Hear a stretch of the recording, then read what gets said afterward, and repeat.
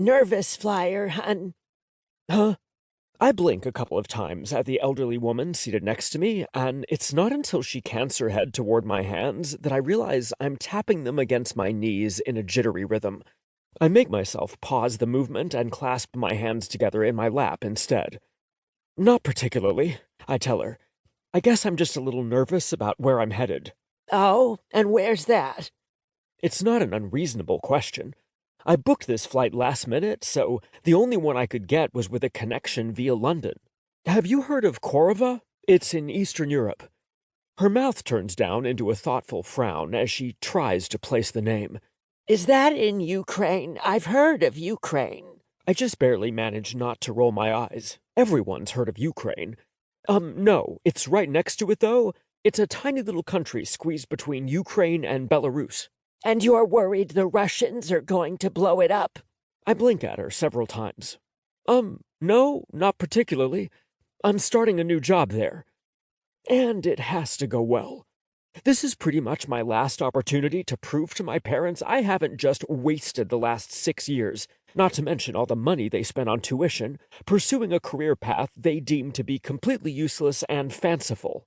It's also the only chance I'm going to get to earn enough to pay for my PhD without resorting to the unappealing option of crippling student loans.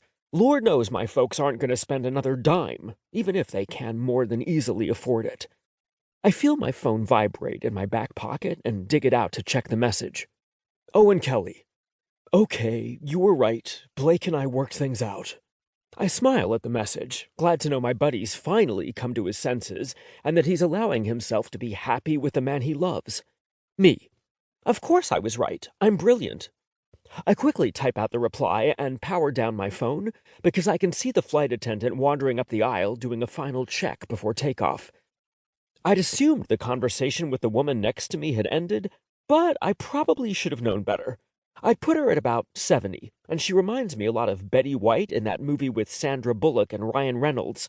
Fluffy blonde hair, a sparkling smile, and a sweet, friendly voice that makes the idea of simply putting earphones in and ignoring her seem cruel. What's the job? She asks. I have to think for a moment before remembering I'd told her I'm going to Korova for a new job. I'm going to be a tutor for a family there. Oh, that sounds interesting. She pats the arm of the woman who's already asleep in the seat next to her. My wife and I are off to England to see all the castles.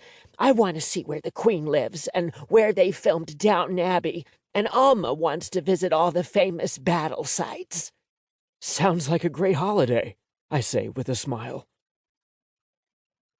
Fortunately, Betty White's doppelganger, whose name I later learned is Marty, didn't keep me talking the entire flight to London, and I was able to get a couple hours' sleep. Which turns out to be a good thing because I had no such luck on either of my connecting flights, so by the time I land at Vlodlin's International Airport, Korova, I am utterly exhausted.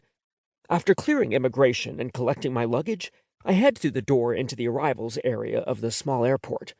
When I accepted this job, I was told someone would be waiting for me when I arrived to drive me to the house where I'll be working as a live-in tutor, and sure enough, there's a smartly dressed middle-aged man holding up a sign that reads, Winters.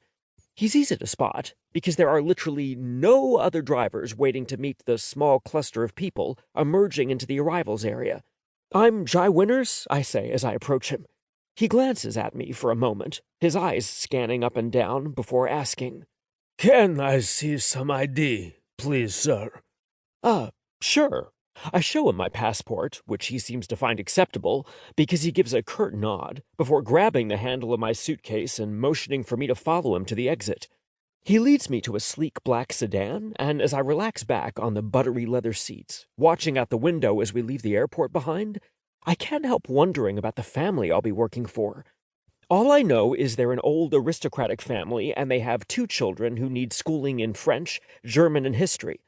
I'm not exactly sure why they've hired me, and not someone with an actual teaching qualification, but I'm not about to turn my nose up at a paying job, especially not one in a country I've been dreaming about visiting for years.